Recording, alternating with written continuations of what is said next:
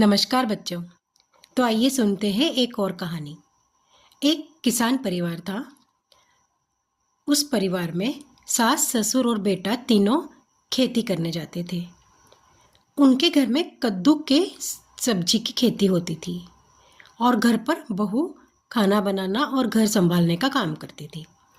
नई नई शादी थी तो अभी कोई उनके बाल बच्चे भी नहीं थे। वो लोग क्या करते थे, कद्दू जो होते थे वो डलिया में रख कर ऊपर टांग देते थे ताकि चूहे बिल्ली से वो बच सके।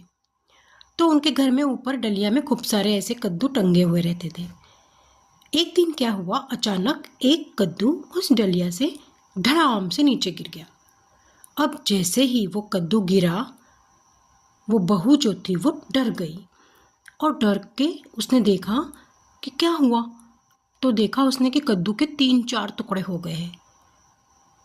उसने देखा, अरे बाप रे, इतना बड़ा कद्दू और 3 टुकड़े हो गए इसके।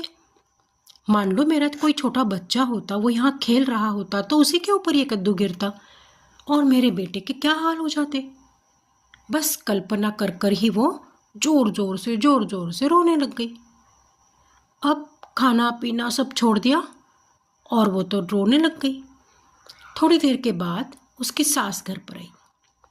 सासूबाई ने देखा कि सुनबई रो रही है। अरे क्या हुआ क्या हुआ क्या हुआ, बच्ची बच्ची करके उसके पास आई। तो बोले, देखो ना सासूबाई, इतना बड़ा कद्दू नीचे गिर गया। मान लो आपका कोई पोता होता, यहाँ खेल रहा होता तो उस पर ये कद्दू नहीं गिर जाता और उसका क्या हो जाता फिर। अरे ऐसे मत बोल भाई। हाँ हाँ हाँ, सच में। और सासूबाई भी उसके साथ में रोने लग गई। दोनों सास बहुएं गले पड़ पड़ के रोने लगी। उतने में थोड़ी देर के बाद उनके ससुर जी आए। उनको बड़ी तेज भूख लगी थी। उन्होंने दरवाजा में देखा, अरे ये कहाँ की आवाज़ आ रही है, रोने की आवाज़ आ रही है। अंदर गए जल्दी जल्दी, देखा तो दोनों सास बहुएं रो रही है। अरे क्या हुआ क्या हुआ क्या हुआ।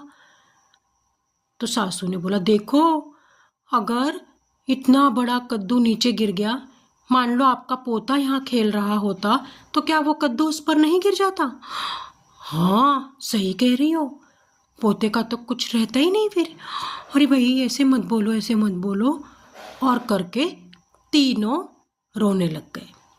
अब थोड़ी देर के बाद उनका बेटा घर आया कि बहुत देर हो गई, आई भी गई, बाबा भी गए, अभी तक नहीं आए। देखता क्या है घर जाके, तो तीनों रो रहे। अरे क्या हुआ क्या हुआ।